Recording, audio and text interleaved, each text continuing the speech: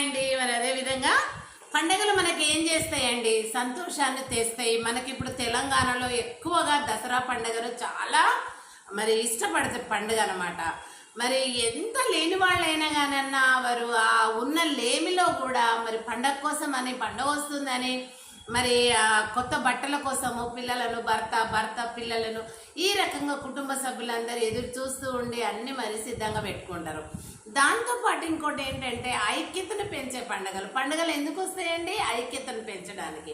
వెనకటి కాలం ఇప్పుడు మనం ఆనాడు ఈనాడు ముచ్చట్లు కదండి. వెనకటనేమో స్త్రీలకు ఎక్కువగా కానీ పురుషులకు కానీ కుటుంబాలకు వాకిళ్ళు ఊడ్చే దగ్గర గొడవలు, మరి ఇంటి సరిహద్దుల్లో గొడవలు, మరి పొలాల దగ్గర ఇద్దరు పొలం ఒక దగ్గర ఉంటే వాటి కోసము గొడవలు, ఇలా కొట్టుకొని మరి ఎన్నో రకాలుగా మాట్లాడకపోవడము, మరి ఇష్టానుసారంగా తిట్టుకోవడము అలా ఉండేదన్నమాట.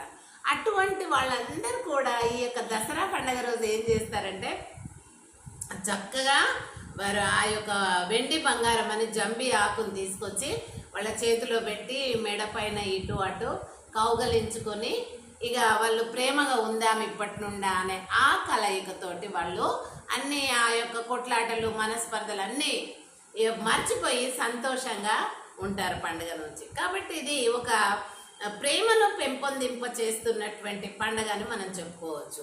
అన్ని పండుగలు కూడా అండి అందరినీ ఎలాంటి వాళ్ళనైనా కానీ కలుపుతుంది. మరి అదేవిధంగా ఇప్పుడు కూడా ఈ యొక్క దుర్గామాతకు చేస్తున్నటువంటి ఆమె చేసిన గొప్ప పనులకు మహిషాసురుని మర్దించినందుకు రాక్షస బెడద పోయింది కదా అన్న ఉద్దేశంతోనే మరి ఎంతో చక్కగా ఆమె గౌరీ మాతగా, దుర్గామాతగా, దేవిగా మరి ఆమెను కొలుస్తూ ఆమెను మండపాలలో కొలువు తీరుస్తూ పూజలు అందిస్తూ ఉంటారు.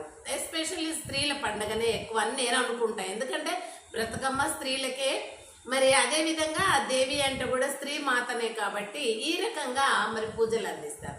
కాబట్టి ఇప్పుడు ఈ పూజలు అందించుకోవటం వల్ల కూడా ప్రతి ఇంటి వాళ్ళు అక్కడ మండపం దగ్గర వచ్చి కలుసుకొని చక్కగా దాంతోపాటు వారి పండుగ కొరకు ఏమేం చేస్తున్నారు ఆ డిస్కషను, లేకపోతే మంచి చెడులు, ఆ ఫ్యామిలీల యొక్క ప్లేస్ వాల్యూస్ కానీ అలా చెప్పుకుంటారు. అప్పుడు ఒకరిని చూసి ఒకరు డెవలప్ అవ్వడానికి కూడా అవకాశం ఉంటుందండి.